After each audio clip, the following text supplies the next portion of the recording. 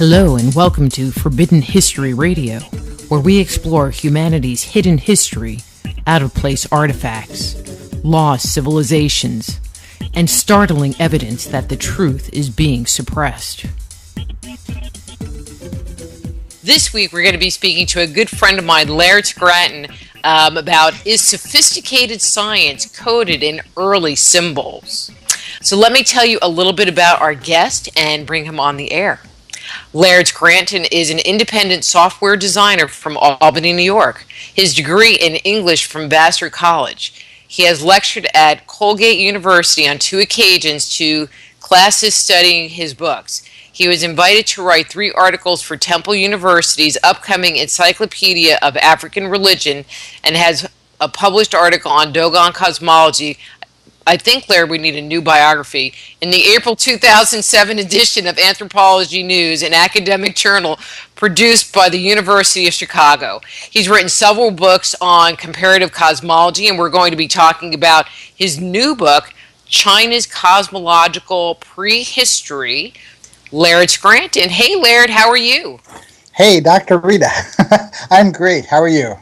I am great. So I just want to do a little shout out to your other half, which I won't say her name because I don't want her be pissed off at me. But hey, 'cause I know she's listening in the background because I know all of her secrets. Anyway, I know you have just been busy, and I'm glad that you were able to take some time out and talk about your new book, China's Cosmological Prehistory. And I have to tell you, I was going through it for the show. I was like, okay, but you don't have time to read the whole thing. But it was really good. I was really enjoying it. So, well, thanks. So people need to buy it because it's a good book. How's that? Amazon.com, BarnesandNoble.com, at your local bookstore. Because it just came out, right? That's right. It was just a week and a half ago it came out. I'm excited to finally have a copy to look at. See, I always love being on the cutting edge of when these books come out and hit the market. So where I want to start, and I'm going to say where we last left off, but that's kind of a lie. But we were talking about cosmology, about the Dogon, and about Egypt. What drew you in this book to start researching the cosmology of China? Well, it's been sort of a progression that's moved from Africa to Egypt to India and then to Tibet, and now with this book on to ancient China. And what it really comes out of is the same instinct that Jung had, that there were fundamental relationships to these symbols in these ancient cultures, that there are similarities that are very hard to explain through normal, academic means. Something funny is going on. Jung decided that it might involve a collective unconsciousness, or might involve just the way that we are mentally wired to perceive concepts of creation. So I've been pursuing these similarities between cultures. My field is called comparative cosmology. I basically compare the myths and symbols and words and rituals of various ancient cultures to try to learn more about them. And so China was sort of the next logical step in the progression for me. Well, and one of the things that I really like that you bring into the picture that a lot of people don't do, there are people that look at the linguistic part, but you really get into the symbols and the written part of the language, not just the spoken part, correct? That's right, and it's an interesting process because these creation traditions started out before written language.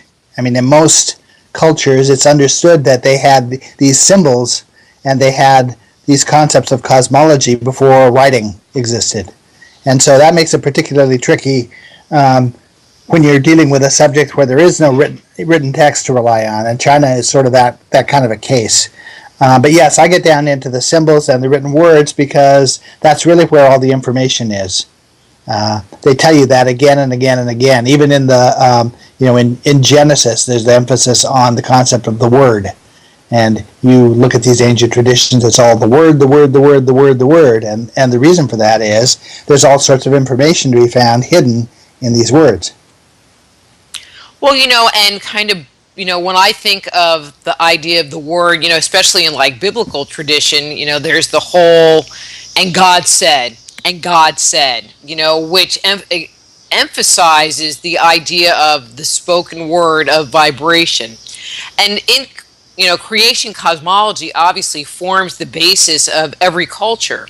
In the West, Chinese culture, I don't know, it always just seems like a mystery. What's going on in India? What's going on in China? We kind of have a hard time wrapping our mind around because it just seems so foreign. So based on your research, have you uncovered recurring symbols that link East to West, and so that what we're actually seeing might not be as foreign as we think? Yeah, that's really the foundation of it. That when you get down to the bottom of all of these ancient traditions, you are running into stuff that is fundamentally similar to one another. And the trick is to find ways to positively correlate what happens in Africa to what happens in India, or what happens in Egypt to what happens in China. And China is a particularly difficult case because events that transpired around 3000 BC didn't get written down, or at least we don't have written texts, before around 300 BC. And so you have the span of almost 3,000 years where we don't know whether the people who wrote it down right or not. And all the academic researchers are fight among themselves over little tiny nuances of what this symbol means or what this word means. It's very tricky to try to anchor an interpretation in that kind of a situation. Well, correct me, but wasn't it China that at some point in time during the Han Dynasty, I don't remember the exact one, they actually had a book burning as well? Yes, they did. They had a lot of different things happen over periods of time. Like, for example, in 1100 AD, there was a multi-volume text on Buddhism published, but the emperor banned certain references from being included in the book, and banned certain images from even being seen in China. So there's certain things depending on the culture you go to, there's certain aspects of this tradition that you can't find evidence of because it was banned. Shocking. That's because they didn't have the internet and Facebook. And that's right. So when you're talking about, this following of symbols and language across culture, could you give an example or two just to kind of give the listeners an idea of what you're talking about? Obviously, the symbol might be a little more challenging because it's visual, but I'm sure you'll figure it out. Yes. Well, okay, if I had started this project with perfect knowledge about how the systems interrelate to one another, there's a very simple way to show that what we have in China is dramatically similar to what we have in ancient Egypt. You can actually demonstrate it with a single word. In ancient Egypt, the way that the written language works, traditional Egyptologists think that the language was phonetic. But I look at the language and I say, we've got 40,000 or 4,000 glyphs to represent 40 or 50 phonetic values. I don't think it was phonetic. They didn't need that many glyphs. So my approach to the language has been a symbolic approach. I think that each of the glyphs represents a concept or an object. It's something tangible that you can associate with that picture. Okay, the Egyptian word for week is a very straightforward word. It's written with two glyphs in Egypt. It's written with a sun glyph, which is a circle with a dot in the middle of it, and that represents the concept of a day, and then with an upside down U, which was the Egyptian number 10. And I looked at that word and I said to myself, symbolically this says 10 days. And I did some research and I discovered the Egyptians had a 10-day week. And okay. So I was We're going to come back to that one because I had a follow-up question, but go ahead. Okay. Well, so the idea that a word could tell me its own meaning if I understood the meanings of the symbols properly was really interesting to me. And I wondered, could any of the other words in Egypt have worked that same way? And when I started researching it, I discovered they all work that way. That if you know the right meaning to associate with a symbol, you can create a symbolic sentence out of a word that tells you what it means. So all right, let me just throw this one little thing in. So when you looked at the sun with the upside down that meant week. And so when you've looked at these other things, it might have been like 4 pictures, and I'm going to shut up because I can't even explain myself. So the 2 symbols in the word, and the symbols say 10 days, and that's the definition of a week. When you go to China, they have an ancient word for week that is also written with just 2 symbols. It's the Chinese sun glyph, which started out as a circle with a dot in the middle of it, and the Chinese number 10. It also reads 10 days, and the Chinese also had a 10-day week. In other words, these 2 hieroglyphic languages work in fundamentally similar ways in defining the meanings of their words and the way the words are written. And they both had 10-day weeks. Now, unfortunately, in China, there's a very famous myth about an archer who shoots 9 of 10 suns out of a tree. And so the Chinese scholars come along, and they look at that word for week, and they say, look, it says 10 suns, because it's the sun glyph that represents the concept of a day. They never connect with the fact that the word says 10 days. So, understanding that, you can see that the cosmology that is behind the symbols has to be the same in China and Egypt, and the way that cosmology was represented in written language was the same in China and Egypt. And so if you had that as your only starting point, you could have a lot of confidence that what you were going to find in the rest of the tradition was going to line up pretty well. I mean, that's just, just that very simplistic concept just says so much, just right there. But I want to take a little detour because you threw in the 10-day thing, and I, when I was reading, and let me just see. Okay, because in your book you mentioned that both the Egyptians and the Chinese had a 10-day week. So total detour here. Does this 10-day week support your work associated with Velikovsky's theory? Yeah, yes and no. There's evidence on both sides of the scale for that one. What it looks to me is as if the many cultures who all had a 360-day year for thousands of years, and who all suddenly changed to a 365-day year at the same moment in time around 750 BC, that says to me, looking at it from the outside, that on the planet we must have had a 360-day year, and then it somehow changed to a 365-day year. Otherwise, you have to ask yourself, what impulse was it that caused people all the way across the world from each other to all change their calendars in the same way at the same moment, if they weren't responding to a real change in the length of the year? And so, looked at from that perspective, I did some research in my Velikovsky book. I asked my friend John Anthony West, who's connected with Egyptian scholars. I wanted his friends who knew about the Egyptian calendars to explain to me in the simplest possible terms why it was that ancient Egypt had to have had a 365-day year in ancient times. And the problem is none of them can do that. All of the evidence they provided me with is ambiguous. You can look at it one way and say they had a 360-day ceremonial year that was reconciled to a 365-day solar year using 5 leap year days. Or you can say they had a 359-day lunar year plus a one-day New Year's Day makes 300 and, 300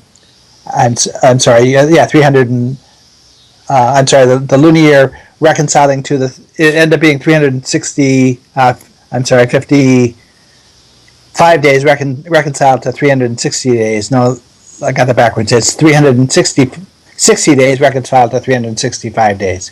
It's reconciling the lunar year to a calendar year that changed in 750 BC. So the choice is either you had a ceremonial year of 360 days reconciled to a real year of 365, or you had an original year of 360 days that suddenly had to be reconciled to a new year of 365. And when you look at the evidence, you can't, there's nothing to make a decisive determination which of those two things were true. All the Egyptian evidence is given in terms of a number of months and a number of days, but the lunar months had the same names as the solar months. And so, were they talking about 12 lunar months of 5 days, or were they talking about 12 solar months of 5 days? Every other culture that had leap year days was talking about lunar months and a solar year. Okay. All right, but now you have me thinking, do you have any idea when the Egyptians changed from a 10-day week to a 7-day week, or did they ever change to a 7-day week? I'm presuming they did. I don't know what's currently observed in Egypt, but I'm pretty sure it's a 7-day week. The Dogon, though, who are very similar to the Egyptians, now observe a 5-day week. I think a 10-day week was too long to go without a day off. They need their downtime. Well, That's right. I mean, we're both so much alike this way. I mean, because I'm going, okay, so if Egypt had a 10-day week, and then the Jews came out of Egypt, then they started going with a 7-day week. So was that part of their tradition? Where did that whole thing come from? Because, there are those people that say that, it was all Moses was Egyptian and he brought their material with them, but the 10-day week would have come with them as well. I mean, unless they were tired and they needed more time off, which is possible, but... Well, each of these cultures have numerous calendars, so it's hard to say which one was adopted by whom. A 7-day week is cosmological. This is a week that's based on 7 stages of creation that relate to how matter forms. And the 7th day is the last day. The 7th stage of creation is the last stage, and it's a stage at which one structure forms and another structure starts to form. And so the whole concept of the 7-day week connects to that cosmology. I'm not sure at what point in time that became the dominant calendar. The Dogon and the Egyptians both have, as I say, numerous sets of calendars they use for different purposes. They had one calendar for agriculture that for the Dogon started at the time of the new harvest. They had a solar calendar that started at the heliacal rising of Sirius, the point where Sirius reappears after a period where you can't see it. And there are numerous other calendars that they have in common with one another. And I'm sure the 7-day calendar was based on cosmology and was one of these additional calendars that was carried forward by the priests. Okay. Well, and 7 in metaphysical terms comes up over and over again. I mean, that number is just kind of a consistent number you see between cultures talking about these processes and cycles and layers and levels and vibrations over and over again. That's right. And from my perspective, that all boils down to this plan of cosmology that I've been studying. The Dogon and the Egyptians consider it to be, or the Dogons and the Buddhists consider it to be an instructed plan. Someone who knew more than they did in ancient times developed a plan of, it was actually a civilizing plan that was meant to raise us up from the level of hunter-gatherers to farmers. But they didn't believe in teaching one thing at a time. They taught multiple things at the same time. So this plan to civilize us was connected to a plan that a system that described processes of creation. The way the Dogon plow their field or the way they weave a cloth has cosmological symbolism. The way they build their house has cosmological symbolism. Everything they do basically in the Dogon culture, which is similar to what the Egyptians did, I think around 3200 BC, every aspect of their culture ties back to reinforce this cosmology and the teaching of this civilizing plan. Well, one of the things that I believe is that, the symbols and even the days of the week, kind of listening to what you're talking about, were kind of like mnemonics for much deeper levels of understanding. That's right, and there's nothing in the system that doesn't have multiple levels to it. The Dogen describe it, they compare it to the layers of skin on an onion, that you pull one back and you discover there's yet another one to be pulled back, and you just keep doing that. My whole process of study has shown that to be true. Every time I think I get to the bottom of something, I discover there's another level to it.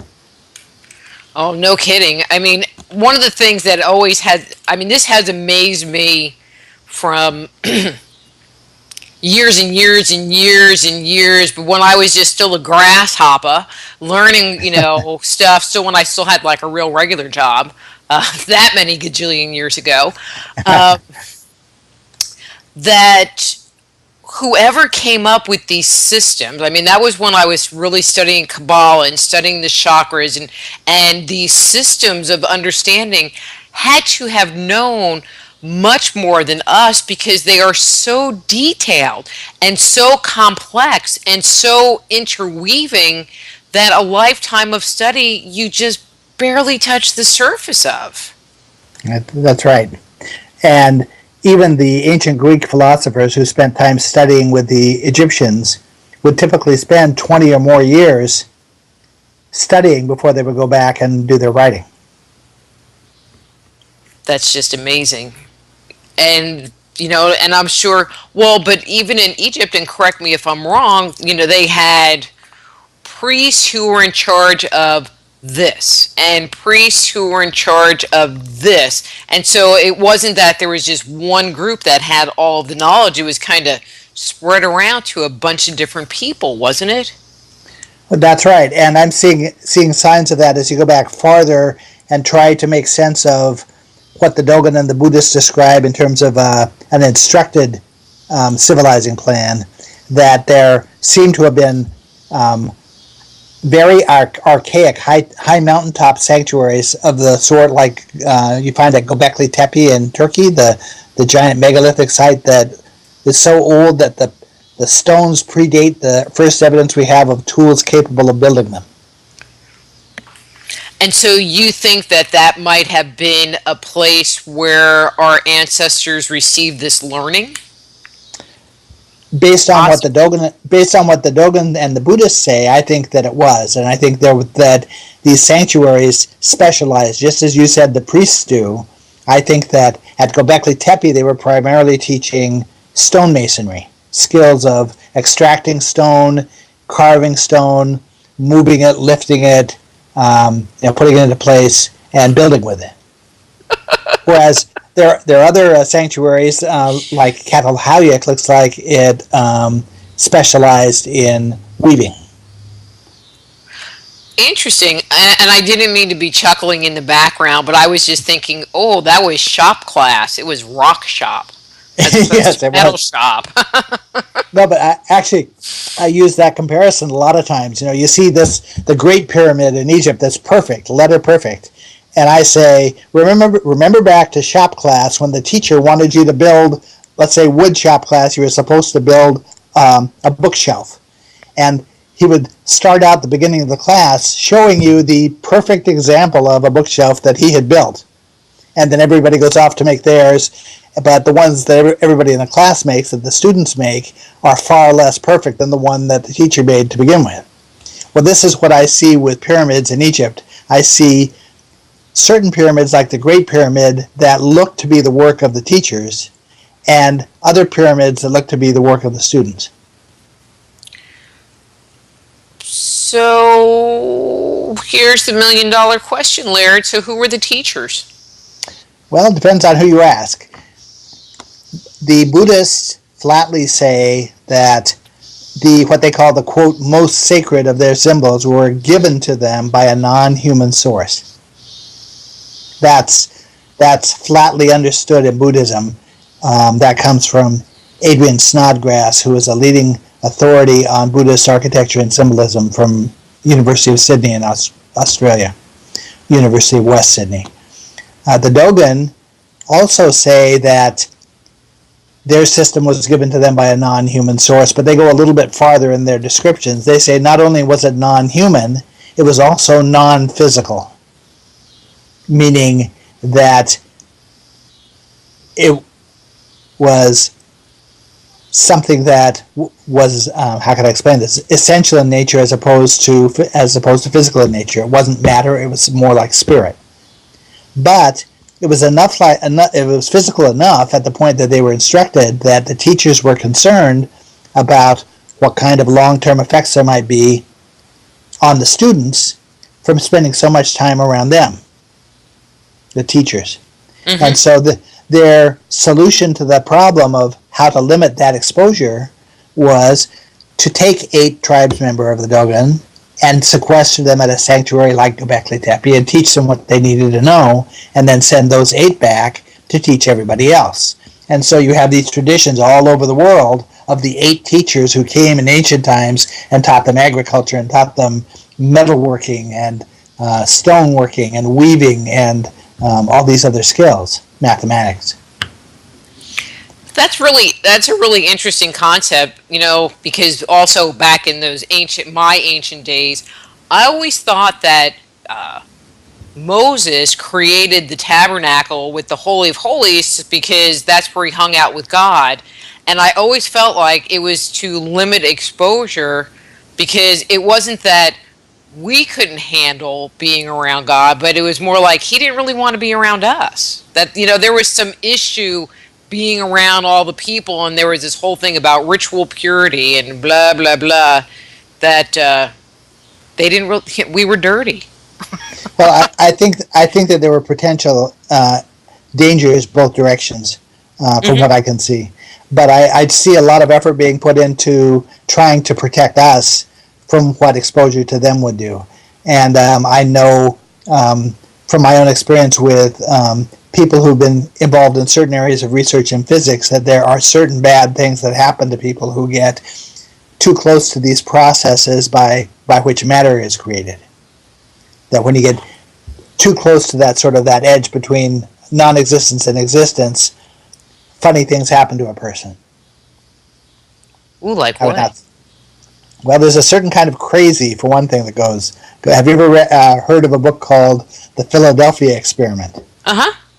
Okay, in that book, which may or may not be fiction, describes an ostensible attempt on the part of our military to make a ship invisible in Philadelphia Harbor back in World War II. And the book describes some really horrible things that happened to the sailors who were on board the ship. And the ones who managed to survive end up being crazy in a very specific kind of a way. It's hard to describe what it is, but when you've seen it once, you recognize it. And I can understand that if it's that sort of bad thing that might happen to humans from exposure to these kinds of processes, that somebody who is genuinely concerned about us would want to protect us from that. Yeah, I could imagine that. So let's move on. So they came down here. They're giving us this information, but why? Why break the Prime Directive? Well, for the same reason that FEMA is supposed to go in after a hurricane and help the people who were victims of the hurricane recover. It looks to me like a sort of a Peace Corps effort after a disaster. It looks like periodically what happens in the solar system is that there are certain forces that cause the Earth's axis tilt to change. And when that happens, ice caps melt and weather patterns become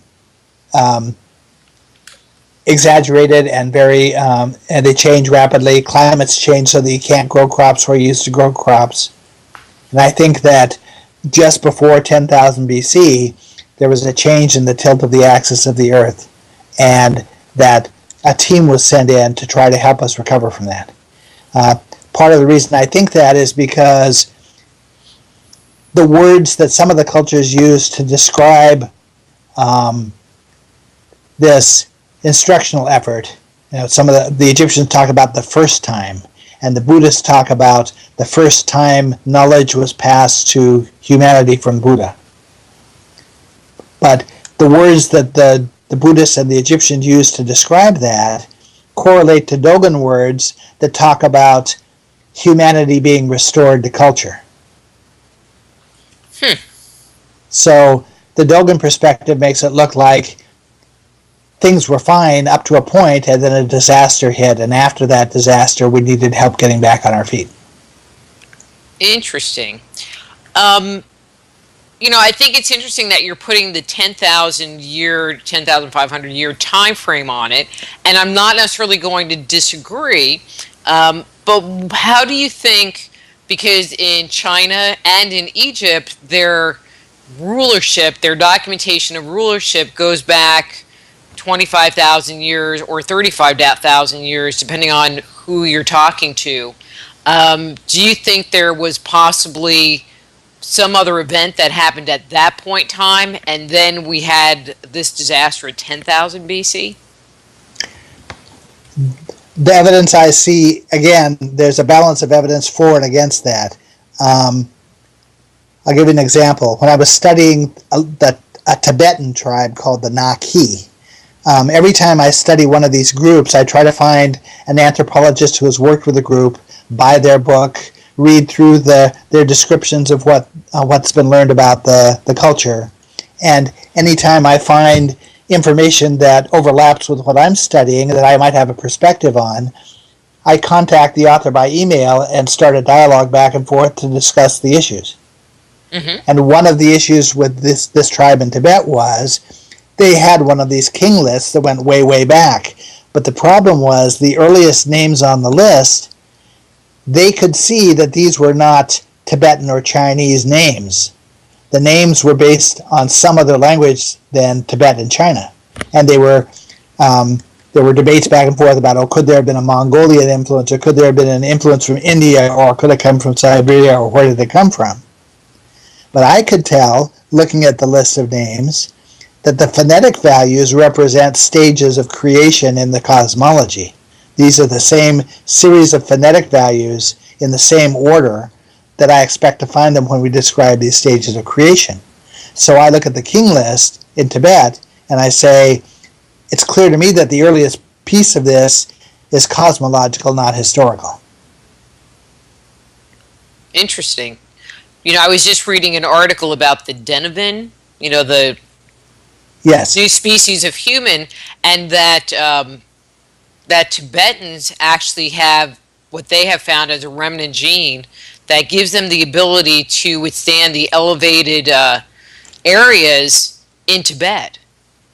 Yes, I've heard that too. Yeah, I thought that was fascinating because, of course, I had to go look in Peru to see if they had any comparison. Apparently, they don't have that same gene in Peru. It's just kind of in Tibet. I thought that was interesting. Yeah, that's very, very interesting. There are things like that make you scratch your head and wonder, what exactly was going on here. Mm-hmm. Exactly. Well, and then you go, okay, so how do they even fit into this whole cosmological picture?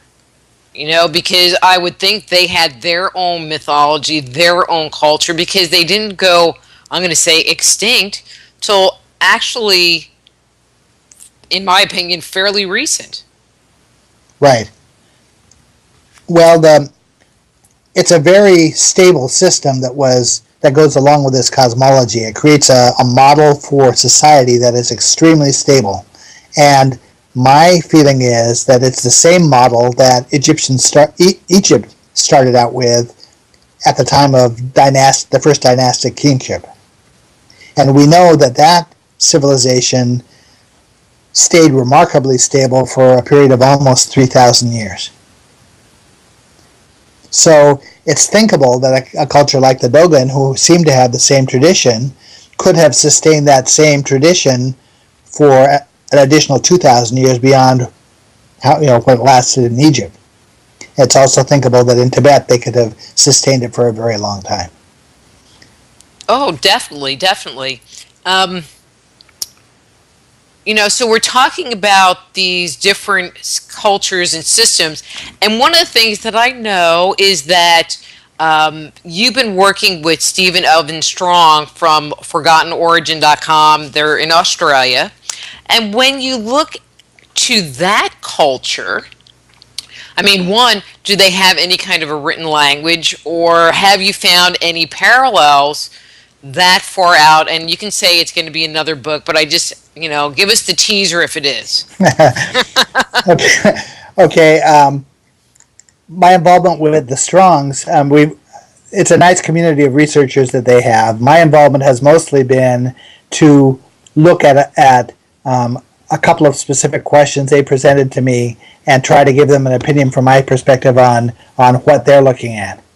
Um, Part of the difficulty in trying to decipher all this stuff is that there are several distinct influences here to be taken account of. There's what happened at 10,000 BC. There's what may have happened before 10,000 BC. And then there seems to be another intervention around 3200 BC. And so what I see evidence of in Australia relates to the 10,000 BC category, that many of the elements in Australia that the Strongs are working with, from my perspective, come out of a matriarchal tradition that dates to around 10,000 BC out of the Fertile Crescent area. However, that doesn't say that there wasn't a more ancient tradition that was before the end of the Ice Age that also might not also have had influence on Australia, but that I'm not knowledgeable enough to be able to piece together.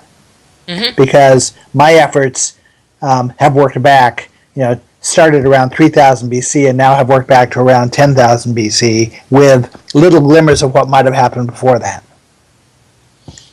Okay.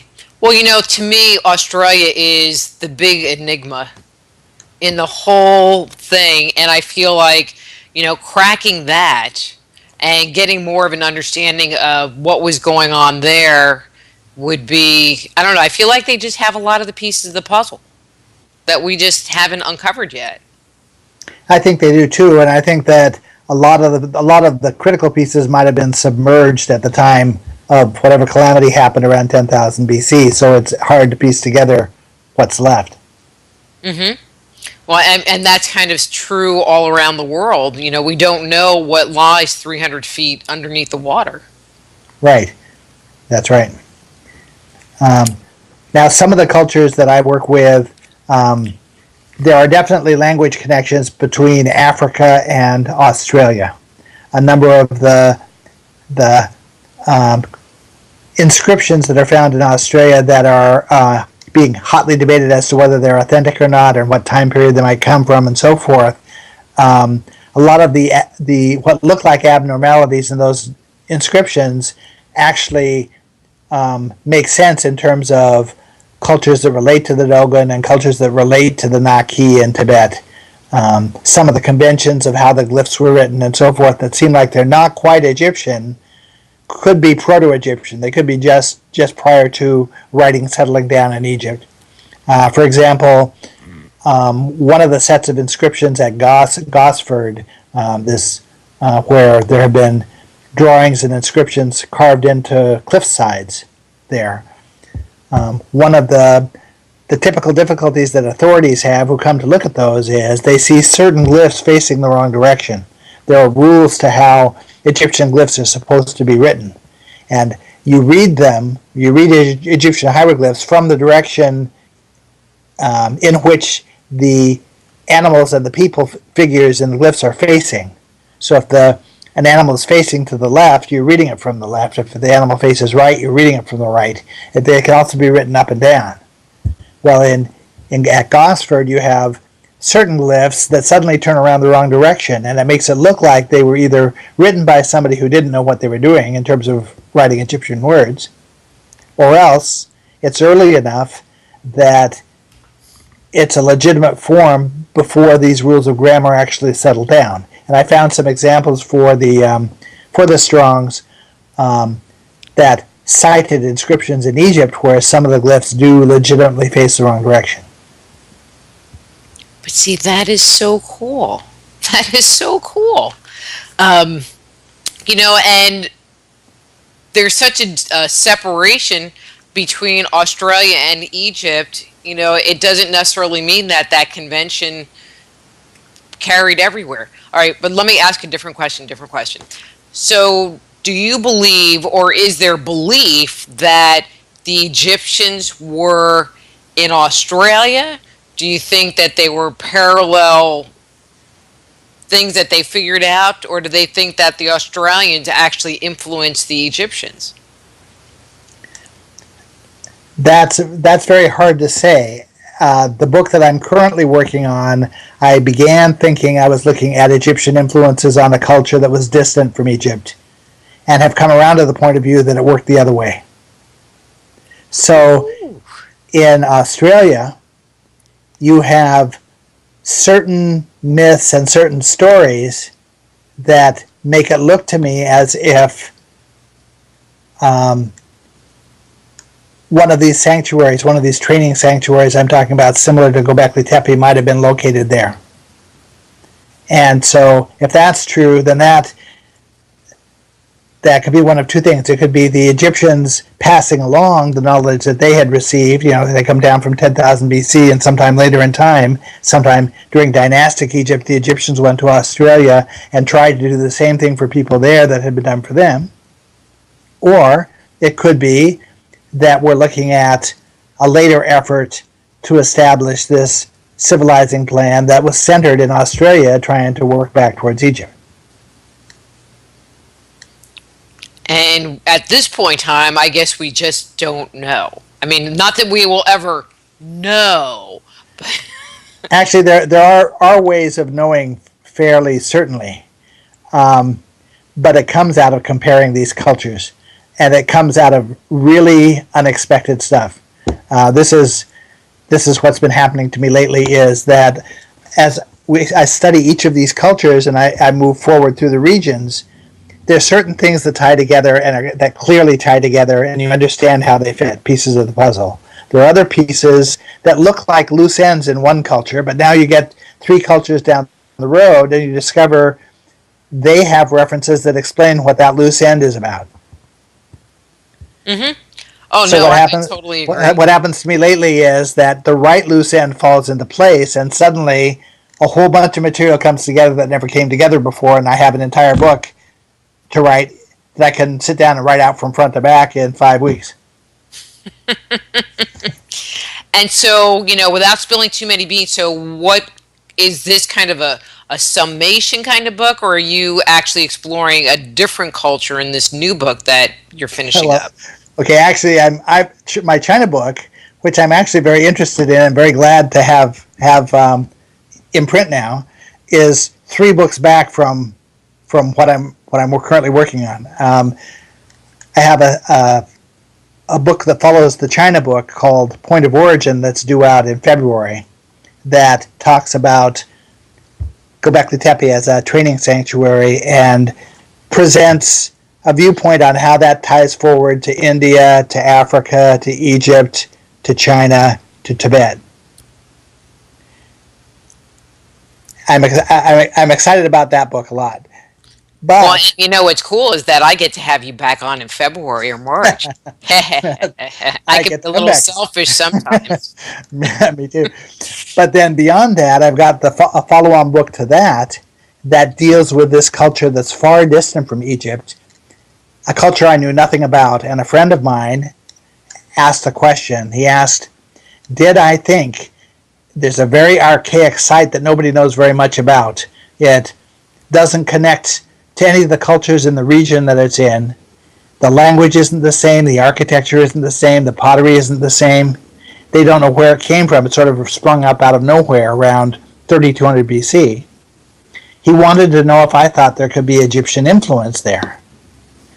And I didn't know anything about that region, but I thought 3200 BC is the period where I placed the Dogon with the Egyptians. Essentially, in my outlook, the Dogon were Egyptian at 3200 BC. And the Dogon have done a really good job of preserving all of their traditions down to modern times. So it occurred to me that if there was Egyptian influence there, that I should see commonalities to the Dogon. And so I started looking at those and discovered that there aren't just little commonalities, there are very large commonalities. It's all the same stuff. And I started from the viewpoint that the Dogon represented the source and this other region represented the student. But as I worked it through and traced all the references back and forth and started comparing, here's the Dogon form and here's the other form, I realized I had it backwards. That what I had stumbled on was a source around 3200 BC that seems to have trained the Egyptians and the Dogon, the dynastic Egyptians and the Dogon. Okay, so you talked about the 10,000 BC at Göbekli Tepe or these other learning centers, and then there's this 32,000 or 3200 BC, which Right. seems to be a very common date that you find in cultures around the world having to do with this new beginning. Right. All over. Now, if you think about it, the Egyptian term first time and the Buddhist term first time instruction was given to humanity, both of those terms imply that there was more than one time. There was more than one attempt. And so it makes sense to me that at 3200 BC you have a renewed attempt to reestablish kingships around the world based on agriculture after the earlier attempts had just not taken the way they should have. I mean, you have signs in Egypt that there was there were early kingships before the first dynasty that we don't know very much about. There were certainly religious traditions that tie back to the era of Göbekli Tepe that I have looked into. But that was a matriarchal tradition, and what survived in Egypt was a patriarchal one. And so one of the questions I was asking was, how come in all these cultures around 3200 BC you see this flip in symbolism of certain kinds of symbols? What was given in terms of a mother goddess originally is now being given in terms of a creator god. And you have all sorts of other changes in language and changes in symbols and changes in meanings of symbols and changes in roles of deities that happen around 3200 BC, but they don't happen just in one culture. They happen in many different cultures all at the same moment. And that implies to me that you have some globally capable influence affecting all of these places. And so do you think it was these spiritual beings that the Dogon talk of that brought this about, or a different group, or any conjecture? I think it was a related group, but I can see that at 3200 BC, the cosmology basically got reformulated. That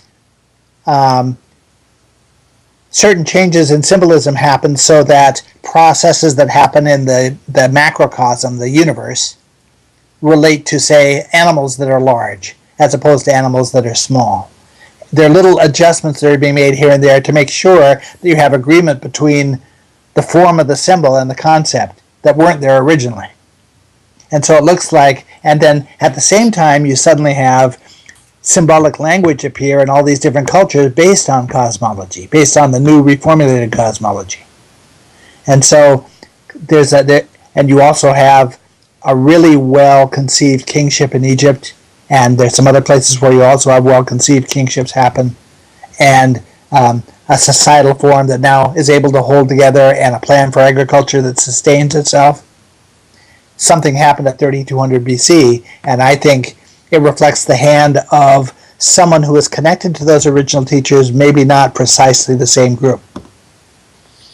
And brought forward this whole, because that's when, we started having quote-unquote culture, written language, cities, etc., etc., etc. It all kind of coagulates right all into that one time period. Right, and so the region that I'm studying, it looks like a very coherent training center got created around 3200 BC, and then suddenly, about 100 years later, you start seeing its effects in particular regions of the world. Interesting. And by that time, Göbekli Tepe would have been long gone. Long gone. Yes. Right. Now that's an interesting question in itself. These gigantic pillars that were put up on this mountaintop in Turkey that created stone circles, basically, They were in use for about 1,000 years, and then they were deliberately and carefully buried.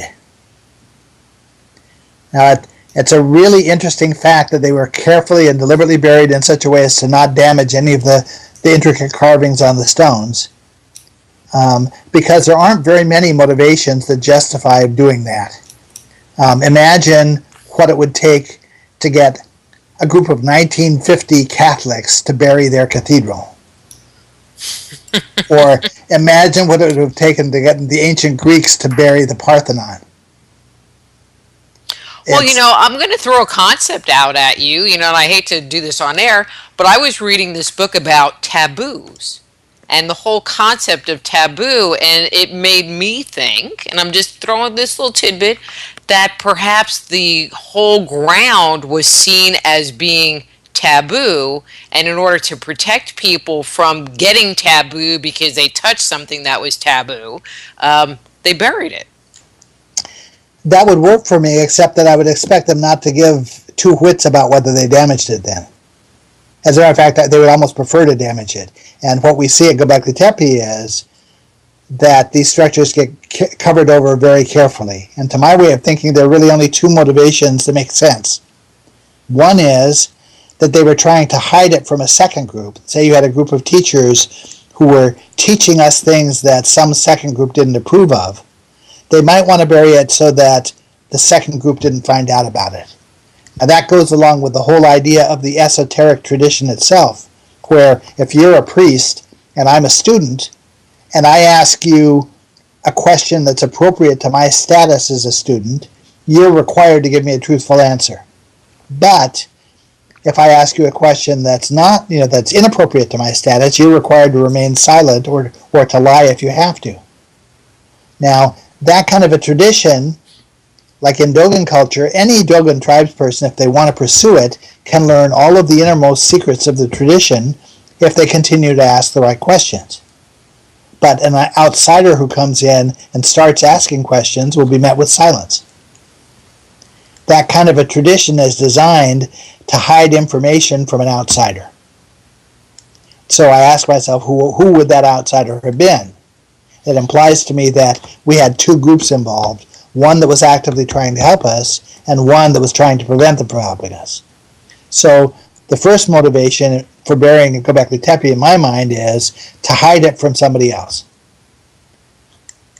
The second possibility is that they hid it for posterity. They buried it for posterity. They knew that if they covered it up, that down the line there would be a group like us who would find it, and when we uncovered it, we would be able to learn all sorts of things about what really happened back in those times because it was covered up. So those are my two likeliest possibilities. I know there are some researchers who think that, well, there was a gigantic calamity about to happen and they knew that it was going to happen and they decided to bury this temple to protect it. But that doesn't make much sense to me because we're talking about a period where there are hunter-gatherers who basically have, arrows and bows and stones and axes. Now, here you have the single thing in your culture that's likely to survive a calamity, and rather than devoting your time to protecting yourself so that you survive, you devote your time to burying the one thing that's likely to survive anyway. That doesn't make sense to me. This is true. I don't know how much you have actually studied the carvings in Göbekli Tepe, but since we're talking about it, are there any symbols that relate back to Dogon or Egyptian or Chinese cosmology? Yes, and actually, Göbekli Tepe provided me with one of the keys I needed for the China book, because in the China book was the first time when I had a situation where I didn't have firm written text to rely on to tell me what they thought was true. So I had to find other ways of getting at what must be true in the absence of those texts. And so I knew from Göbekli Tepe that I could see that the animals carved on these pillars, many of them were animals that are important to Dogon cosmology. I know what they represent. They're symbolic. But there were certain animals that didn't connect to the system the way I understood it. And I was really interested in those animals because if my theory was that this was a cosmological site, why are these other animals that have no bearing on cosmology there? And so I know that the farther back in time I go, the more commonality of language I find. For example, the word tepe in the Turkish language has about 25 different meanings. If you go to the Egyptian hieroglyphic dictionary, you find at least a dozen of those meanings represented by similar phonetic values in the language. In other words, when the ancient Egyptians said tepe, they meant the same thing that the modern Turks mean when they say tepe. So there's commonality of language as you go back in time. And so I looked at the Egyptian hieroglyphic dictionary at the names for these animals I didn't understand, and I noticed that not only those animals, but all the other animals that were pictured, the name of the animal is pronounced like a term of cosmology. In other words, the animals symbolized a stage of cosmology. So I could imagine that what you had on these pillars at Göbekli Tepe was a kind of proto-writing, where a hunter-gatherer who knew what an animal looked like and he knew what its name was, but didn't know how to read, could walk up to a pillar, see a picture of an animal, say its name, and at the same time speak the term of cosmology he was going to be taught there. Laird, I am looking at the clock, and we need to go take a quick break. And let's come back to that topic when we're on the other side, okay? It sounds good. Okay, I'm Dr. Rita Louise. We're here talking to Laird Scranton about his new book, flip the page, China's Cosmological Prehistory. And we'll be back with Laird after these words from our sponsors. Laird, are you still there? Yep, I'm still here. So somebody posted in the chat room, actually it was R-Dub, but he goes, Rita, you're so doggone cute.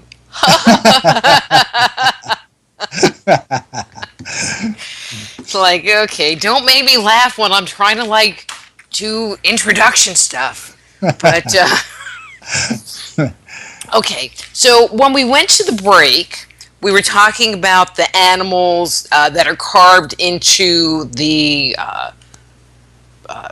obelisks, the megaliths at Göbekli Tepe. Right. And so I want to throw this out and get your take on it or your thought. I was in Alamogordo, New Mexico, at one of the petroglyph parks there, and we were, of course, I had to touch everything and run around and touch everything. And there was this guy there who was writing a book. And so he started talking to us about, some of the symbology. But one of the things that he was really talking about was the mnemonics of there's this symbol. And he talked about that the stories were told in the round. And so you looked over here and it was this piece of the story. And then you looked over here and it was this piece of the story. And then you saw this carving on a rock over here because it was going around in this circle. And so based on what you have been looking at, could that be a possibility that there's actually a bigger story going on around in these circles? Sure, absolutely. And the idea of a circle is, of sitting in a circle for rituals like that, is one that connects back to this tradition that I carry things forward with. But because I understood that these animals at Göbekli Tepe looked like they were cosmological, when I got to researching the China book and had to write about the zodiac, my first impulse was that the animals on the zodiac represent a series of stages of creation. And so I started looking at the Egyptian names for those animals and what they represent, and was able to lay out a coherent set of stages of creation that tie back to Chinese words and tie back to Chinese concepts that make the zodiac look like that's what it also represents. There are similar elements with the Dogon. Marcel Griol, who is the French anthropologist who studied the Dogon, said that all of the elements of the zodiac existed in Dogon culture, but they hadn't been brought together into one symbol. When you talk about the Egyptian zodiac, or is their cosmology the same as the one that we know today, like Aries and Sagittarius and Leo, or did they have a different system? A similar but different system. How's that? Okay, there are differences from culture to culture because the idea was that the symbols that you saw in your daily life were supposed to reinforce concepts of cosmology. And so you have a cobra in India, you might have a rattlesnake in North America. The comparable symbol, but a different animal. Mm-hmm. You have, vultures in Turkey, and you might have some other kind of bird of prey in another culture, and so forth. So, yes, they were the same conceptually, but they weren't precisely the same in terms of all of their specific elements. You're not going to find a tiger in Great Britain, so this was cast in a way that was generic, but it was also tailored to the culture that it was in. But in Egypt, did they have a monthly? I'm Yes. sitting there going, okay, wait a minute. They had a 10-day week, so I'm not even sure how that would all fit in, but I'm just going to skip that part. I mean, because in China, they do everything by the year of the pig, the year of the snake. Yes. Well, that's interesting because, yes, the zodiac that you find in cultures like ancient Egypt, you're talking about relationships to constellations that have ranges of symbolism associated with them. For instance, these constellations each were configured to represent an hour of the night sky. They moved at a certain rate across the sky. Basically, they look like they move because the Earth's rotating. So you could use these constellations that tie back to the zodiac as a clock to tell what time of the night it was. But you can also use the constellations from a processional standpoint, that very slow movement of constellations behind the sun that takes thousands and thousands of years to move around as that gigantic slow clock. That's an aspect of it. And these same constellations were used to regulate the agricultural cycle, so there was an annual aspect to them also. When a certain constellation rose above the horizon, it was time to plant, and so forth. So there are multiple levels of symbolism. Okay, in China, somehow that got permuted or the permutation was to a system that repeats a cycle of years. That may just be another element to it, or another level of symbolism to the Chinese zodiac that got forgotten elsewhere or never got created elsewhere, where there's this cycle of years, of 12 years that go around the zodiac. What year were you born in, sort of thing. Mm-hmm. Oh, I'm glad you weren't asking me, because I'd have to lie. 1986. That Right. sounds like a good year. Yeah. So yes, all of the elements are the same from culture to culture, from a generic perspective, but they differ in the way they were implemented at the end, and you also got thousands of years of time for them to change and to mutate. And it's cultures like the Dogon who devoted themselves to not letting it mutate that give us the control to judge things against. Mm-hmm. What I find interesting is in that kind of system, in a zodiac kind of system, we don't find, or the system that was in place with like the Maya is, I'm going to say, on the surface very different. Their method of calendar keeping was very different than Right. what we find in Egypt and China. Right. And what you really have to look to in order to be able to have a basis for comparison is you have to be comparing apples to apples at a period of time. And so I'll compare two cultures at 3200 BC, or I'll compare two cultures at 10,000 BC, or I'll compare two cultures later on down the line. But the closer to modern you get, the more chance it has had to mutate. Mm-hmm. Yeah, because we know nothing really about the Olmec culture, which predated the Maya and Wouldn't that be awesome if we found a bunch of Olmec stuff? Yeah, it would be really, really neat because not very much is known about the Olmecs. But what is known about them looks like it ties to Africa.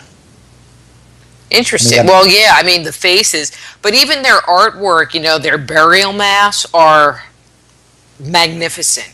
Magnificent. Right. So let's kind of back up, because we're talking about China, and we talked a little bit about civilization in China. And you said that civilization began around 3,000, 3,200 BC in China, quote unquote. Right, around the same, circa the same era, you have the same things happening. You have the first civic centers forming that looked a lot and functioned a lot like the civic centers in Egypt. Agriculture appears about the same time. Writing appears about the same time. So there's a lot of parallelism. The problem is that in China, we don't have as much definitive evidence to be able to anchor things down and say this is definitely what happened. I'll give you an example. There's a tradition in China of the 8 teachers, the 8 sages. Just like all the other cultures have the tradition of the 8 teachers, so does China. The problem is that you can't get any 2 scholars to agree on which 2 emperors or sages represented these 8. They have a group of them that are candidates, and then you sort of have to pick and choose depending on what your viewpoint is as to which 8 really represented the 8. And so everything in China is that way. It's all carved in mud, and it's very hard to write about it because there's nothing definite. Well, how old does their writing system go? Not necessarily any books or literature, but just, their writing symbolic system. Okay, well, this also ties back to the Velikovsky book I wrote. The earliest writing system in China was called the oracle bone glyphs, the oracle bone writing. These are characters that were carved into bones of animals, like the large neck bones of cattle or the flat undersides of a turtle shell. And a lot of the characters are very similar to the characters of later Chinese language and of Egyptian language. I show some of them in my book and compare them to Egyptian and traditional Chinese characters. But the traditional viewpoint on that oracle bone writing is that it was developed specifically to track the movements of Venus. And that's what ties back to Velikovsky. There's an outlook that says that Venus was a source of great fear in ancient times, great enough that an entire system of writing in China was developed simply to track where Venus was. And that happens around 1700 BC. That's really interesting. And I'm asking because there is so much that seems to be coming out of China. Some fantastic like dinosaur bones, that have feathers on them, and things that no one even knew existed, that they're finding in the desert. I'll just say desert because I can't think of the name. Anyway, Gobi Desert. I want to say Gobekli, and I'm like, no, that ain't it. Do you think, again, speculation on your part, that they might at some point in time find some city like Gobekli Tepe perhaps buried in the sand out there or off on some mountain that hasn't been explored? Yes, particularly if it was a part of the plan to bury the sanctuaries after they were done using them, which looks like it's possible to me. There's an Egyptian word that means to cover over, but the symbols of the word read protect knowledge before knowledge is destroyed. That's the way I read the symbols that write the word. So based on that, it looks to me like it's possible that this was a deliberate attempt to bury this stuff so that it could be found at a later point in time. But if that's the case, then there could very well have been high mountaintop sanctuaries from 10,000 BC era in China that are buried that we haven't found yet. Mm-hmm. Also, the Egyptians seem to have known about a lot of these sanctuaries. They have archaic sanctuary names that some of them identify places that I don't know where they are, but I can tell from the form of the word that it's one of these sanctuary names. How do you mean? How do you mean? Well, okay, there's one that was a term for the general region of Turkey where Göbekli Tepe is that's pronounced Get Petkai. This is an Egyptian term, I believe, for the sanctuary at Göbekli Tepe. But they have, and for each of those foreign sanctuaries, they have a localized Egyptian sanctuary that has a similar name that's in one of their major centers. And so you can tell by the form of the name and the fact that they have a localized temple with the same name that it probably was one of these sanctuaries. So there are other names that fit this category, but I don't know what sanctuary it refers to. I know that I can presume that there is one out there buried that we haven't found, but I don't know which one it is yet. And how many of these names have you uncovered? Curious, sir. Well, I've actively worked with 3 or 4 of them. Actually, it ties into the latest book also that there are terms that look like they are later permutations of these archaic sanctuary names that tie into the book that I'm writing about 3200 BC. But okay, from the 10,000 BC era, I have probably 4 or 5 names, and I'm sure there are more that I could find in the Egyptian Hieroglyphic Dictionary, but I've tried to focus on the ones that I have an idea of where they are and what they were about. Another feature of these names is they were built on what looks like the names of 3 deities, but on another level, they were also the name of 3 astronomical bodies. And so it basically says Temple of Sirius, Orion, and Barnard's Loop. Or it says Temple of Isis, Osiris, and some other deity's name. And so you can look at these words and see that the component elements of the words tie to names of deities and tie to names of astronomic bodies, and that's a tip-off that you've got a sanctuary name. Cool.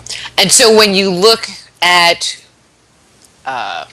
the astronomical bodies tied to it, I mean, do the same ones come up over and over? You know, you mentioned Orion and Sirius.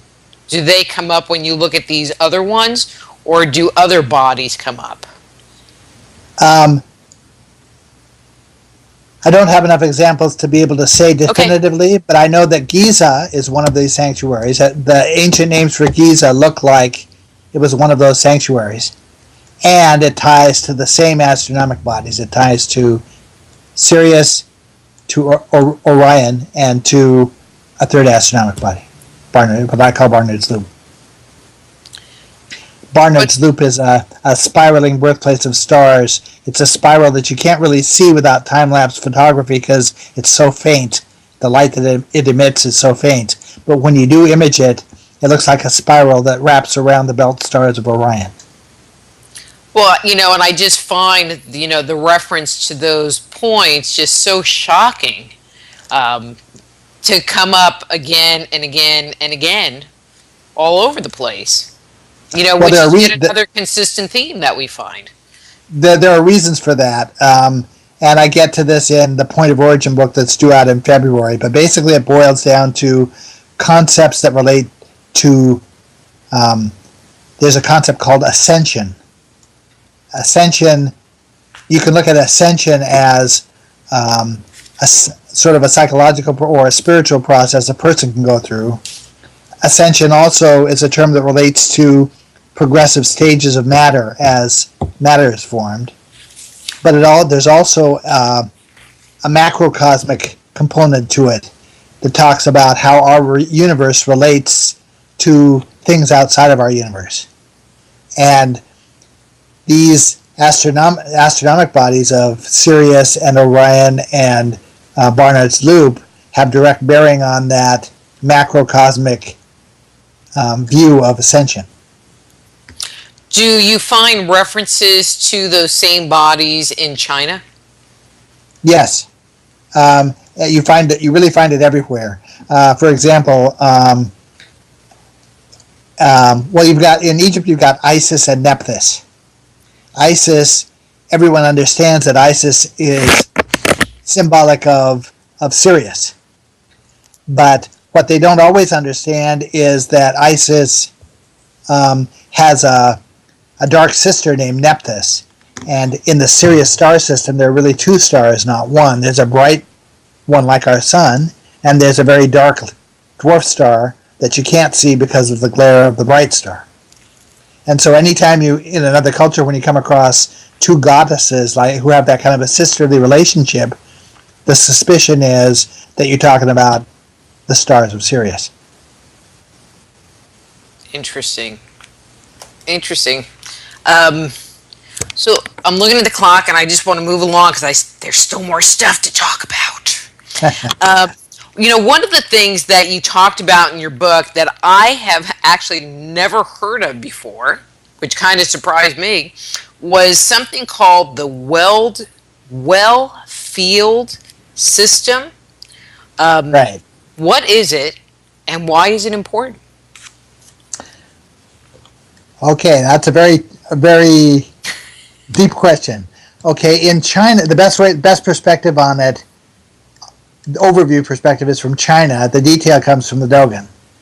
In China, land, the concept of land in any size unit relates to the number 9. They conceived of 9 continents that they considered China to be the central of the 9 continents. When you get down to the level of a city, you've got cities designed around 9 square spaces. And when you get down to an agricultural field, you also have the basic plot of agricultural land defined in terms of 9 square spaces that form a larger square. It's a 3 by 3 set that creates 9 squares. And in China, this plan was considered to be purely theoretical. Even though there are some regions of China where they know it was implemented, the scholars are still claiming that it was purely theoretical, not actually implemented. But for the Dogon, it was actually implemented, and the Dogon know what it's about. The idea is that 8 families would be each assigned one of these 9 plots, and then they would all share the central plot, which would consist of a well to provide water for the other 8 plots. And each family would derive the benefit from the plot that they farmed. Mm-hmm. It was sort of a communal system. It was called the well field system because of that central well. Now you go to China, you have exactly the same system presented as if it was purely theoretical, but we can see based on Dogon details that it probably was implemented also in China, and it goes along with every other concept of land management in China at every level. So it only makes sense that they implemented it also. Mm-hmm. But it's a very, very interesting system because it demonstrates that there was an organized system of agriculture that all the people in this culture were trying to adhere to. Somebody had imposed from the outside a plan of how you do this. People were not just haphazardly plowing their fields, they were plowing them in a particular way. Also, the measurements of these squares are given in cubits, and cubits are what I consider to be one of the signatures of this cosmology. If a culture uses cubits, chances are they knew about the whole system. And so the fact that China used cubits to measure out these plots of land is another indicator that we're talking about the same system. They use cubits? Really? Right. Yes, and pretty much every culture did. You find it everywhere. There's an author. I mean, there's no way. I thought it was only in the Bible, and and Noah made it so many cubits by so many cubits. No, there's a book called Historical Metrology. It was written by A.E. Berriman, and he talks about ancient units of measure, and he has an entire chapter on cubits and all the different cultures that had cubits and all the differences in size of the cubits. The thing about a cubit is that it was a way of measuring geometry. All of these ancient cultures had what I refer to as an aligned ritual shrine. It's a kind of a little temple that their initiates were taught to build. It's a grand symbol for this system of cosmology, and the way you align it to the cardinal points of east, west, north, and south is using a particular set of geometry. And the way you measure that geometry is with a cubit. And a cubit represents either the distance from a person's elbow to the tip of their middle finger, or it can be measured as the average step or pace of a person. Now, the reason why you end up with, okay, now everybody's arm is a slightly different length and everybody's pace is a slightly different length.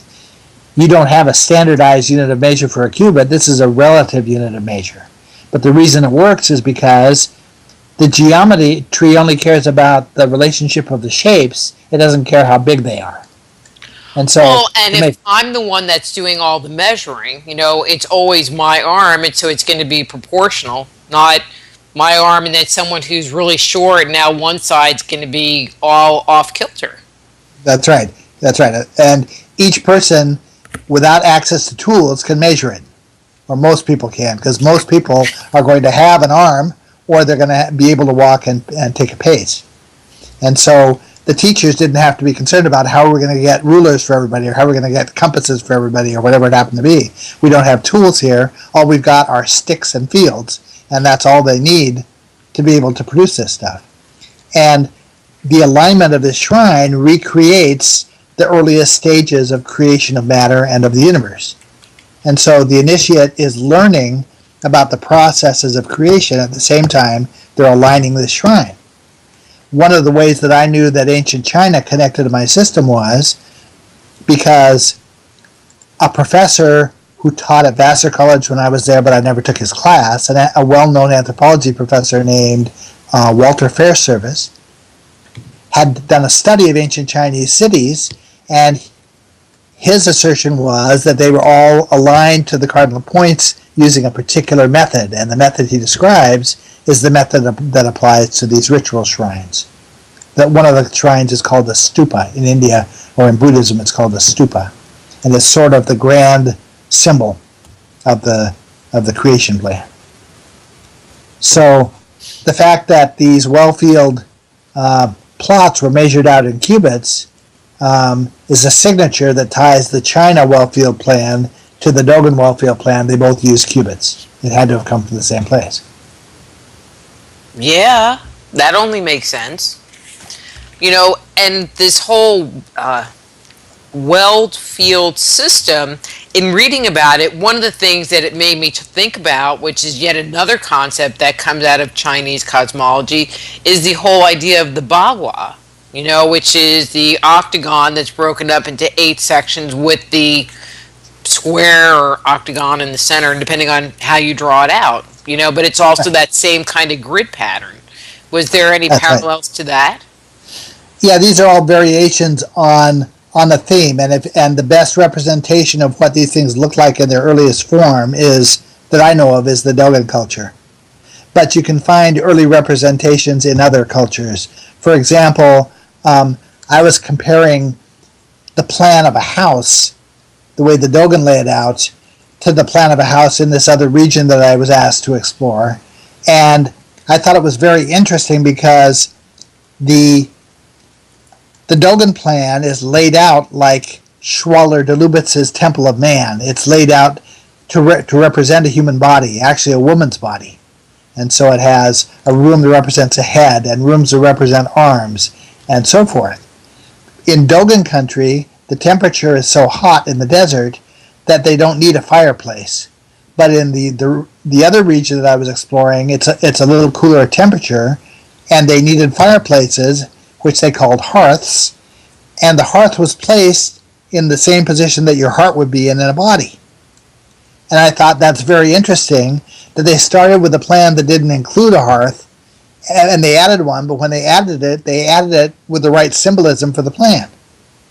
That was one of my clues that I had things backwards. It wasn't that this second culture added the hearth, it's that the Dogon removed it because they didn't need it.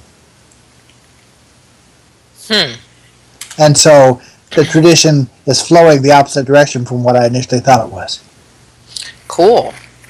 Yeah, but I think that's one of the things that is so interesting in doing this work is you start off in one place and you follow it down the rabbit hole, and sometimes where you end up is not where you thought you would. That's right. And I have a couple of rules for myself about doing it because just like Jung said, our brains are wired to see things in a particular way. And one of the things we're wired to do is to find patterns even when they don't exist. You're a child and you're lying in the grass looking up at the sky, you see the clouds, and every child imagines pictures. They see animals and they see shapes and they see airplanes and they see objects and they see, everything except clouds, right? We're wired to look at things that way. And so one of the biggest concerns for somebody in my field is how do you distinguish between a wishful interpretation and one that's real? And so I make a couple of rules for myself. The first rule is that every interpretation has to start with an explicit statement on the part of the culture that I'm studying. And if possible, it's confirmed by a second culture. I want to know that they looked at it this way and I'm following it because they looked at it this way, not because I am. Okay, so they said ask J3's question, but I'm not seeing the question because it's not in caps. So J3, if there really is a question for me to ask, you need to repost it for me to find it. So I'm just gonna move along. Okay. Okay, the other rule I make for myself is that by the time I finish an interpretation, I have to be able to complete a very simple sentence. The sentence is, we know this must be true because, and with one or two words, be able to finish it. If I can do that, then I know I'm on firm ground. I can defend whatever it is I'm interpreting. It's got to be true because blah, blah, blah, blah. You mean so, and it wouldn't work like, because Rita told me? Well, of course that works. Rita told me. Yeah, okay. But those are good rules of thumb. I feel like, one of the things that I really appreciate about the work that you do is that you ask yourself questions and then you leave yourself open to discovering what the answer is versus thinking you already have the answer before you even ask the question. Well, it's tricky to train yourself to look at things that way because it's so tempting to form an opinion and then go chase it. Mm-hmm. Exactly. Okay. I talked about that. All right. So one of the things, in our earlier discussion about the Dogon, we talked about how the Dogon used their symbology to share their advanced understanding of concepts of science and physics. Do you find a similar depth of knowledge in Chinese cosmology? It's there, but they don't really understand that it's there. In a lot of cultures, when you start at 3200 BC, it seems to be there for all the cultures I study, that they had an intact set of this stuff to start out with. But it's like, your Monopoly game, suddenly you lost the battleship, and suddenly you lost one of the dice, and now you don't have half of your chance cards, and so forth. The farther down the line you get from the new set, the fewer pieces you have of it. That's the way it goes with most cultures. But in a few cultures like the Dogon, where they maintain a certain discipline, actually a very strict discipline about how information is passed, they manage to keep this stuff straight. Buddhism did the same thing. And the way we know it is because Buddhism was documented around 400 BC, and we know that the way it's described now by people like Adrian Snodgrass is the same as it was then. It hasn't changed since 400 BC. The Dogon system matches what the Buddhists described at 400 BC, and so we know it hasn't changed in that period of time. As a matter of fact, the Dogon system is given using ancient Egyptian words that went out of use around 700 BC, so the Dogon system, we can trace that back even farther than the Buddhist system. We know that it hasn't changed since at least 700 BC.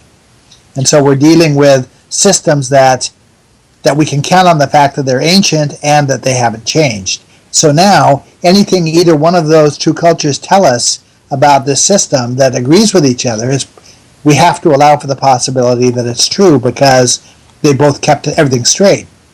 I got into a discussion with Graham Hancock at one point about the possibility of could there have been alien involvement in ancient Egypt.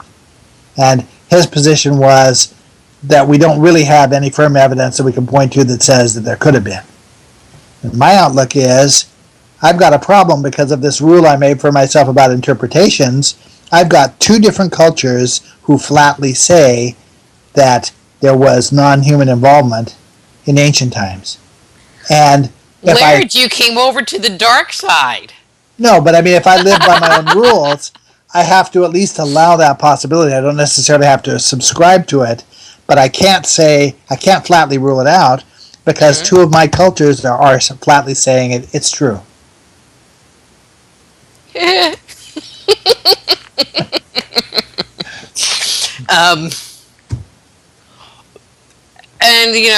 I'm just asking you all kinds of weird stuff tonight, and I'm sorry about that, because I'm just like, this is just such an enjoyable conversation.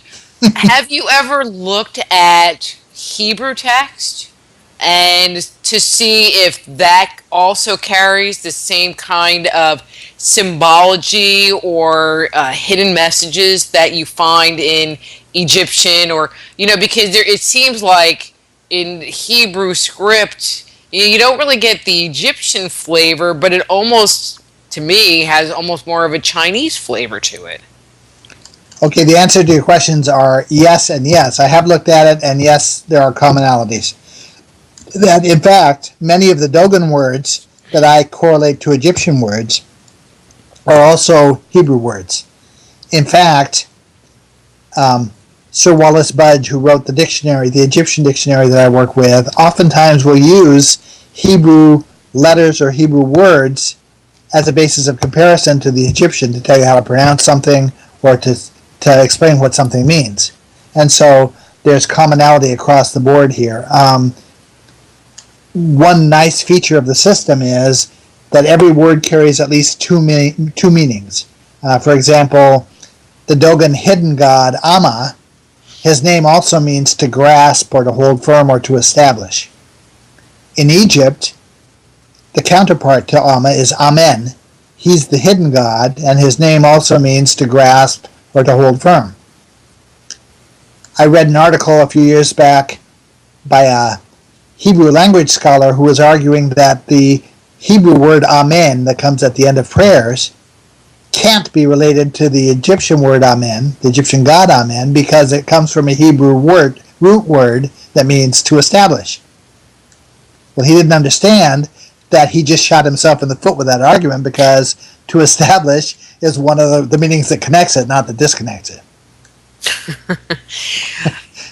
So I know that we're not really talking about India, but when you're talking about these parallels, and if I'm recalling correctly, wasn't there a story that you shared with me in your home about grasping or embracing that had to do with Ganesh, but also had to do with your investigation of this whole process? Yes, that's true. It was such a cool story, so I was just wondering if you would share. I probably can't share the whole thing because this is one of the central pieces of the book that'll be out in February, and so I can't really talk about it ahead of time. Then never mind. Nope. No, there are things I can certainly tell you about it. The idea of grasping and holding firm is central to all of these creator gods and mother goddesses. That's one of the things they all do. That's why you have deities associated with vultures who grasp things with their talons. And that's why you have this notion of grasping and holding firm and establishing things. What it really comes down to is, when you get to the bottom of it, is the way that these cultures, including Judaism, including the Buddhists, including the Dogon, including the Egyptians, conceptualize our universe. That when you get to the bottom of it, what they all say is that universes form in pairs. And those pairs consist of one universe that is material in nature, like ours, and the other one is non-material in nature, like the one the Dogen said they teachers came from. Now, all creation that we see depends on an interaction between those two universes that's comparable to the natural water cycle in agriculture. That what happens in the natural water cycle is that water evaporates from the ocean to form clouds. The clouds rise up over the mountains and drop their rain. The rain runs down the mountains in rivers back to the ocean, and then the cycle starts over again. If that cycle were abrupted, all life would end on the earth because you need that cycle to grow anything, for anything to live. Well, according to these traditions, at the bottom of creation, we've got that kind of an energy relationship between a material universe and a non-material one. And without that flow of energy, you don't have life. And that the concept of that interaction between the two universes is conceptualized in relation to the mother goddess, and what the mother goddess does essentially is she hugs or embraces.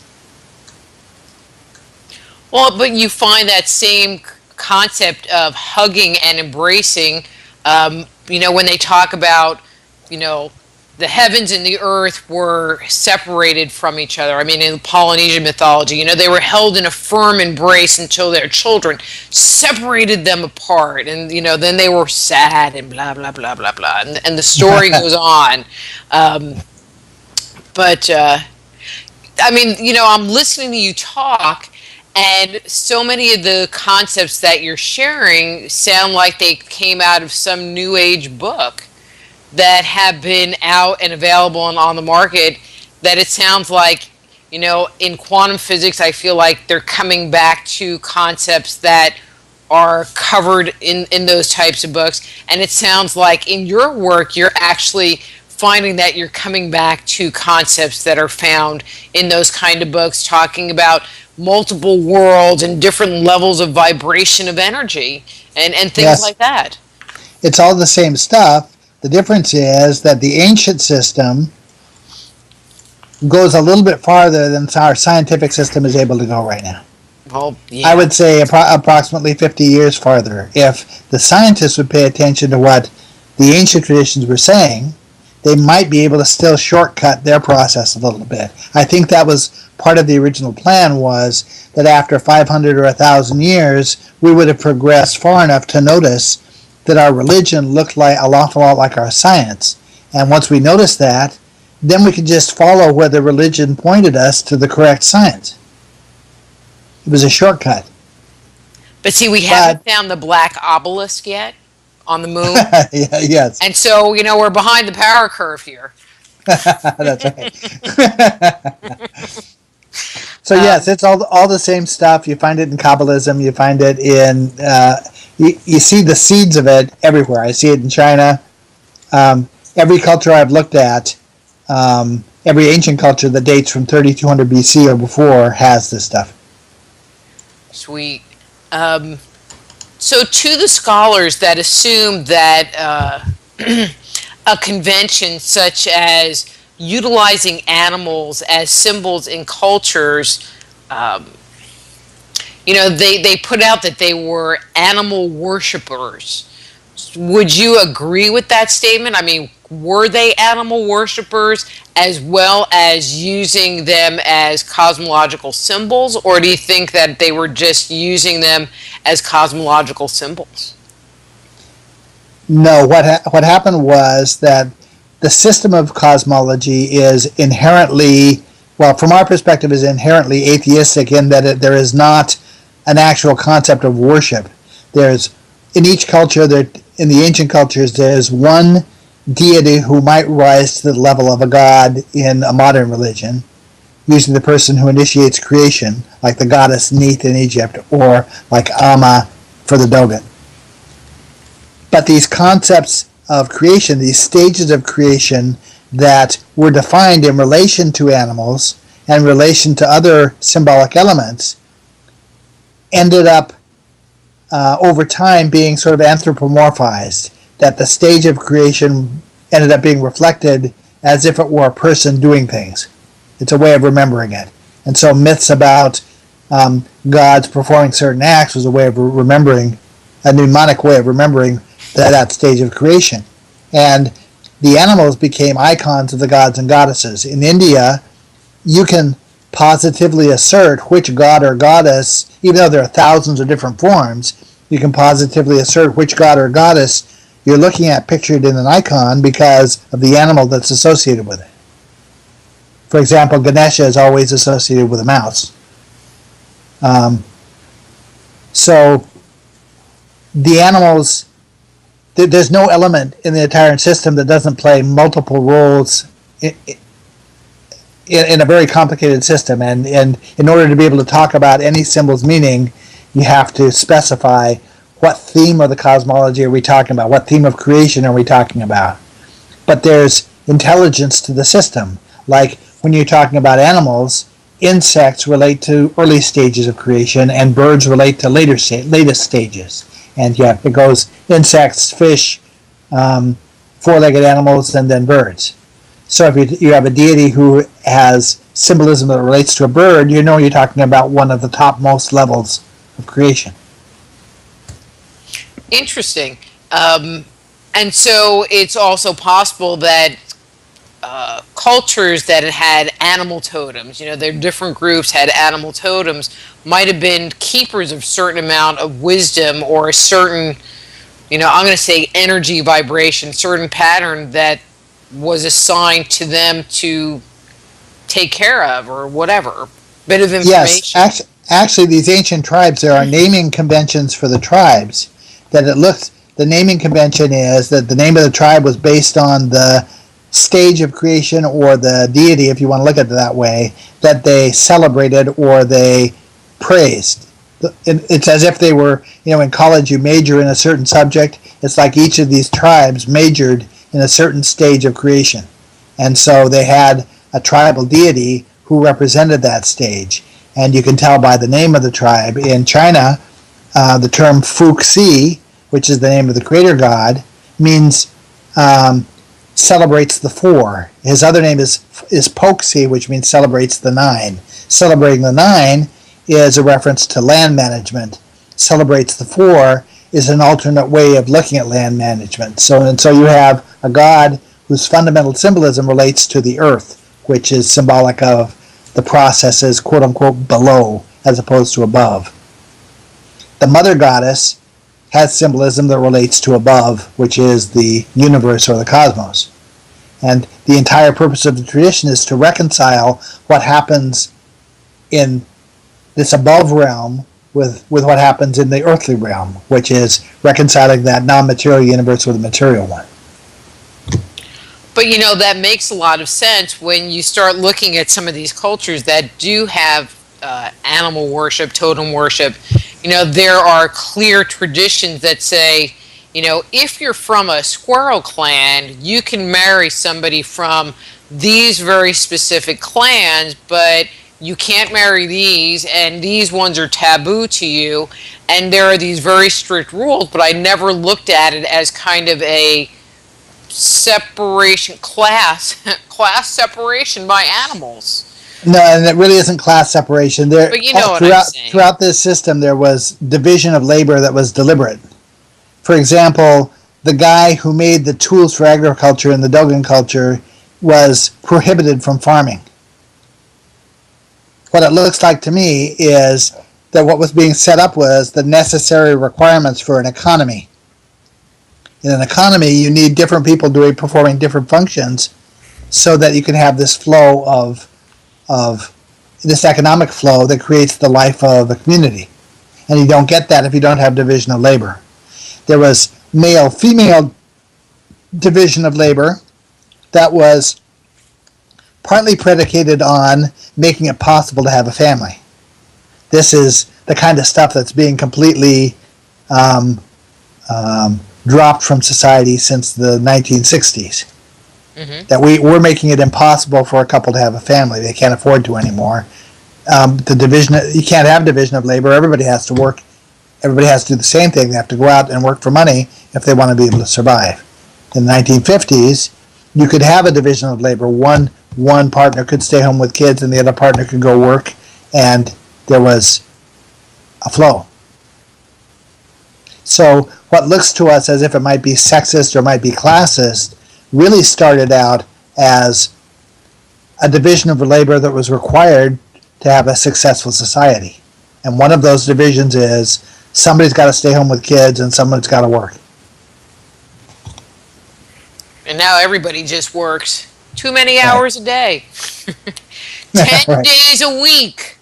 God. Yeah, where were the Beatles when we needed them? That's right. So we only have a couple of minutes left. So you have your new book, Point of Origin, coming out in February. That's right. And then a follow-on book, which I have not yet submitted to the publisher, but is pretty close to finished. I'm tentatively calling it The Overthrown Boat.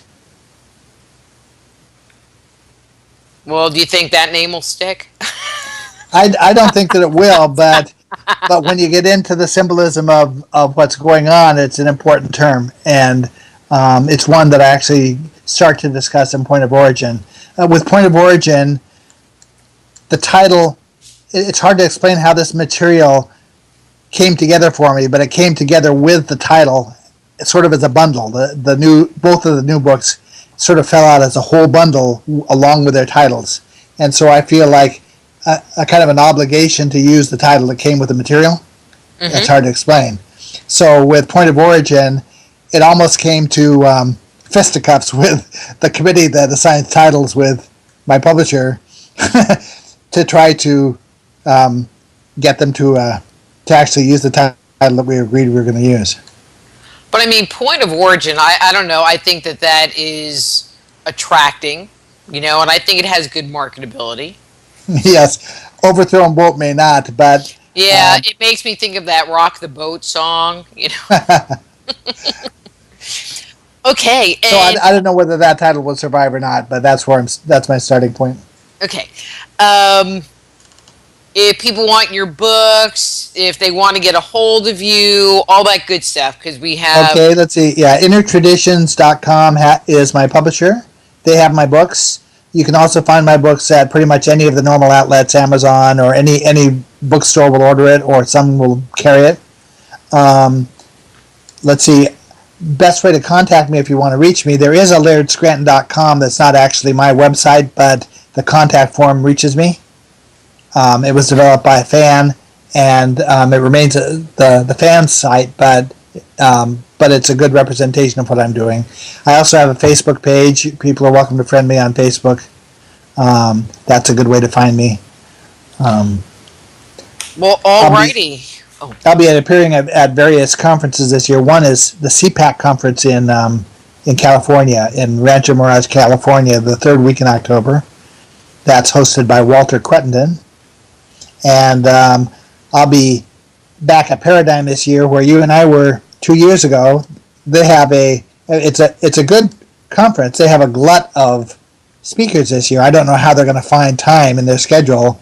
They're going to have the speakers speaking when people are trying to sleep. I think they have so many speakers. They're waiting for their food. Anyway, I know the music. The second week.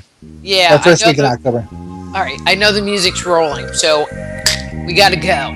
Anyway, yeah, thanks so much for coming on, and I will contact you about having you come on late February, early March to talk about Point of Origin. Great. Thanks, Dr. Rita. All right. Talk to you later, Laird.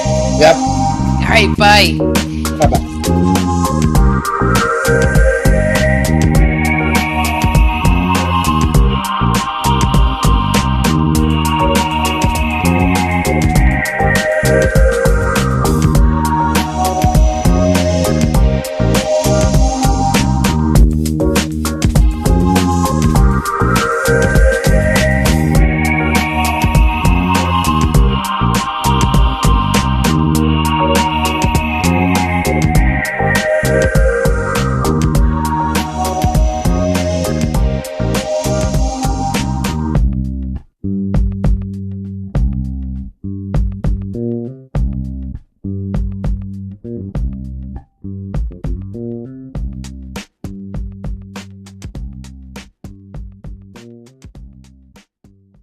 Hidden in these words. Well, and kind of when I think of the idea of the word, especially in like biblical tradition, there's the whole, and God said, which emphasizes the idea of the spoken word of vibration. And in creation cosmology obviously forms the basis of every culture. In the West, Chinese culture, I don't know, it always just seems like a mystery. What's going on in India? What's going on in China? We kind of have a hard time wrapping our mind around because it just seems so foreign. So based on your research, have you uncovered recurring symbols that link East to West, and so that what we're actually seeing might not be as foreign as we think?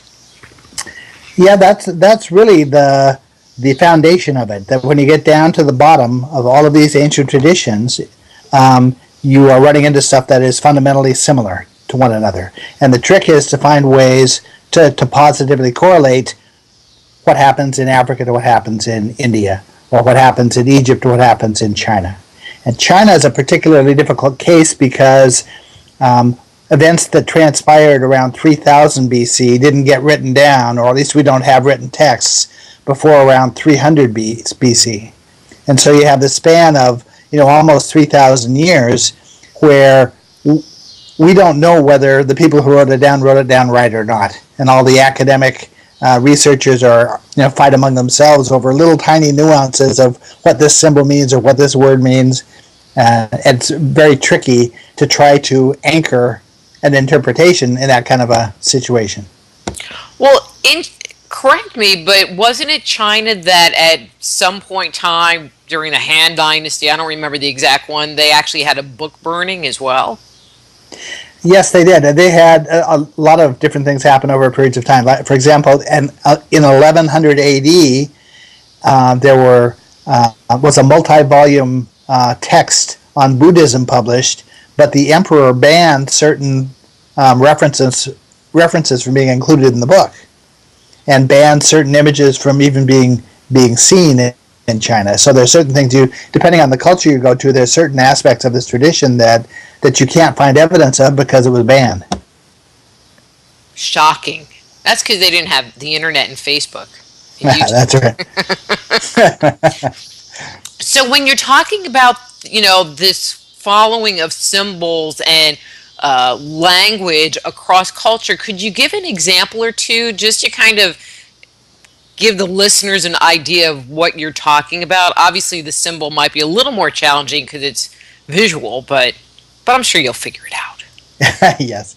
Well, okay, if I had started this project with perfect knowledge about how the systems interrelate to one another, there's a very simple way to show that what we have in China is dramatically similar to what we have in ancient Egypt.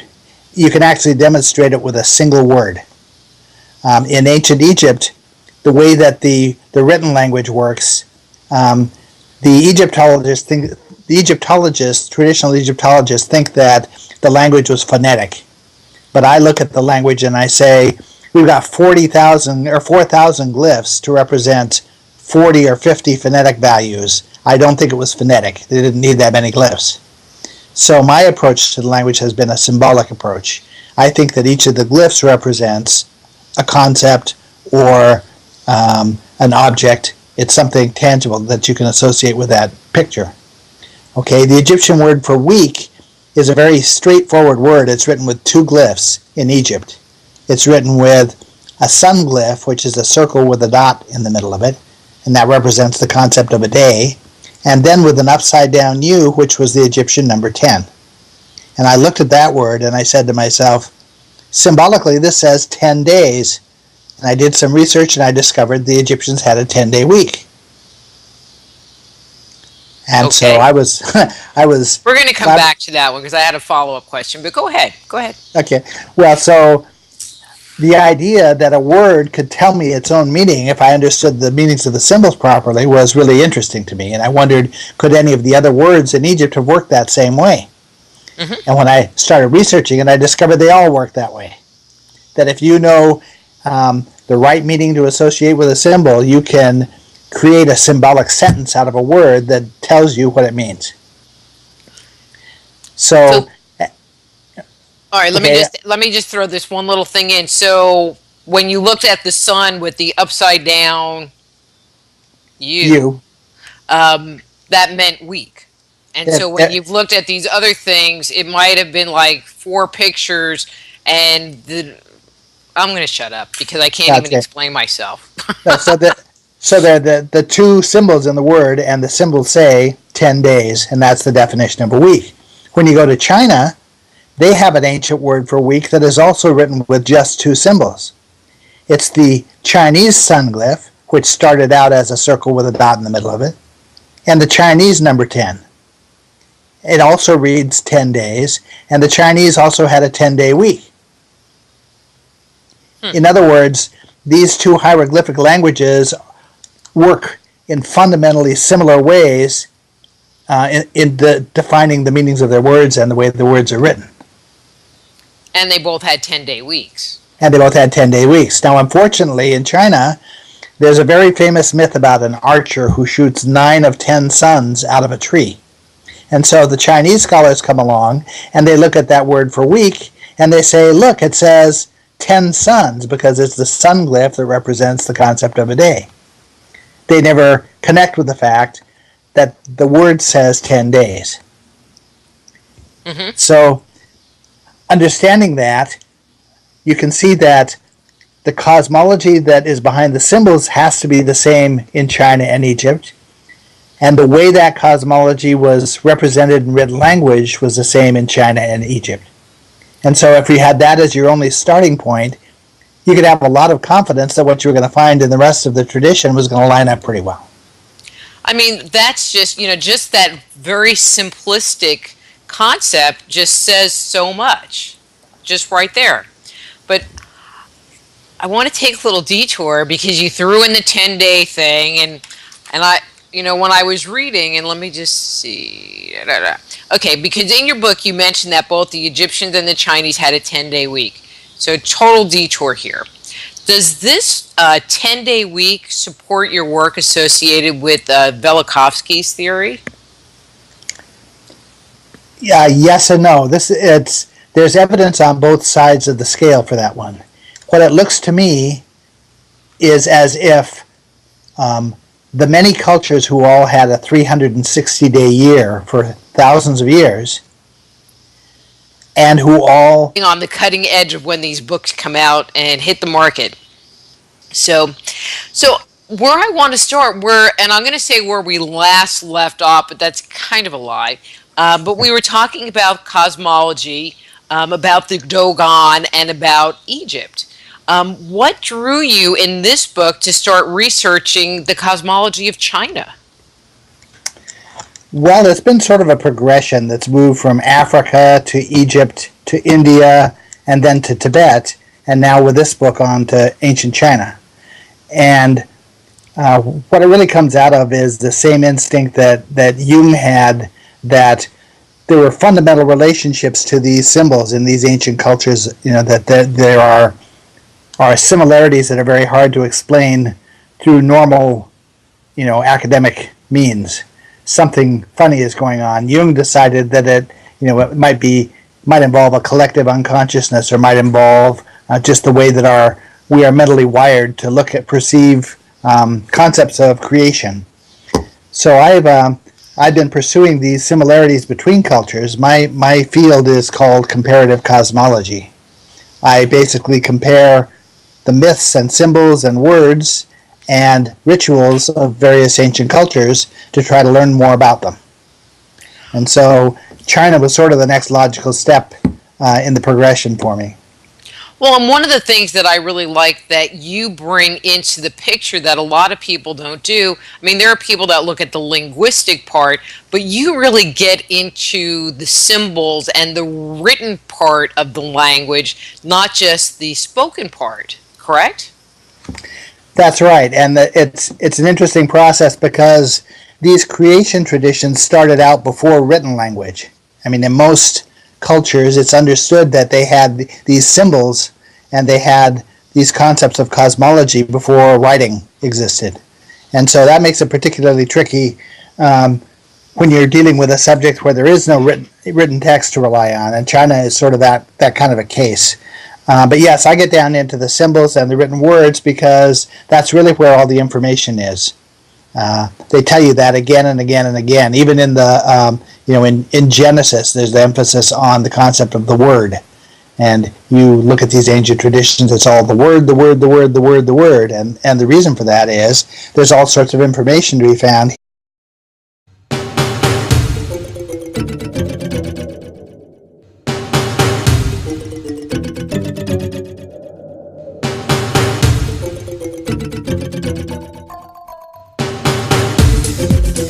Hello and welcome to Forbidden History Radio, where we explore humanity's hidden history, out-of-place artifacts, lost civilizations, and startling evidence that the truth is being suppressed. This week we're going to be speaking to a good friend of mine, Laird Scrant, about is sophisticated science coded in early symbols? So let me tell you a little bit about our guest and bring him on the air. Laird Scrant is an independent software designer from Albany, New York. His degree in English from Vassar College. He has lectured at Colgate University on 2 occasions to classes studying his books. He was invited to write 3 articles for Temple University's upcoming Encyclopedia of African Religion and has a published article on Dogon cosmology. I think, Laird, we need a new biography. In the April 2007 edition of Anthropology News, an academic journal produced by the University of Chicago. He's written several books on comparative cosmology, and we're going to be talking about his new book, China's Cosmological Prehistory. Laird Scrant. Hey, Laird, how are you? Hey, Dr. Rita. I'm great. How are you? I am great. So I just want to do a little shout out to your other half, which I won't say her name because I don't want her be pissed off at me. But hey, because I know she's listening in the background because I know all of her secrets. Anyway, I know you have just been busy, and I'm glad that you were able to take some time out and talk about your new book, China's Cosmological Prehistory. And I have to tell you, I was going through it for the show. I was like, okay, but you don't have time to read the whole thing. But it was really good. I was really enjoying it. So, well, thanks. So people need to buy it because it's a good book. How's that? Amazon.com, BarnesandNoble.com, at your local bookstore. Because it just came out, right? That's right. It was just a week and a half ago it came out. I'm excited to finally have a copy to look at. See, I always love being